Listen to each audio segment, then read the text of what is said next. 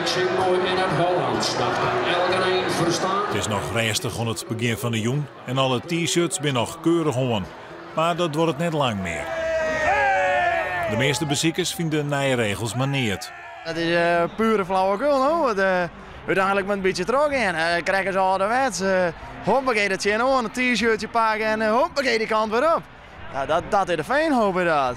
Al is er een enkeling wobbliet maar de strengere regels. Op een gegeven moment dan heb je een t-shirt en dan ga je voet en hij scoort zijn bef in.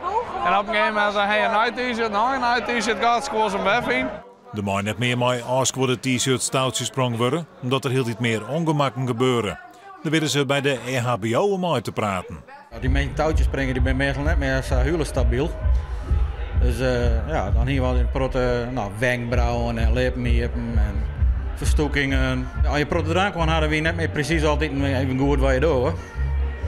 Dus ik vind wel dat ze daar wat aan doen. Maar het zal nooit helemaal overgaan, maar je moet het wel een beetje in de perk houden. We proberen dus sowieso het touwtjespringen, in de t-shirt springen te voorkomen. Mocht er daar iets mee gebeuren, dan zullen audits eerst proberen om dat te voorkomen. Mocht het net lukken of mocht het meestal echt teruggaan, dan zullen we ze in het uiterste geval verwijderen van het terrein. Zal iedereen zich daarom houden, jongens? Nou, dat zal net in hier al hier in kannen en krukken wezen. En dat is dus de bedoeling net dat het voort al hier dat iedereen zijn lieve spoes is.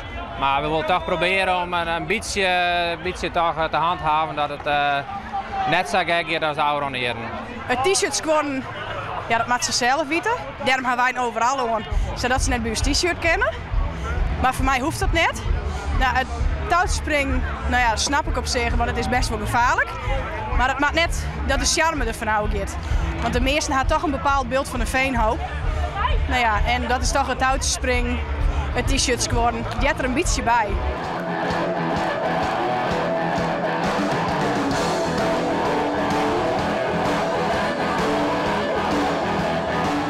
Degene hield iets meer t-shirts uit, maar er wordt net met touwtjes sprong. Dan maar het waar af.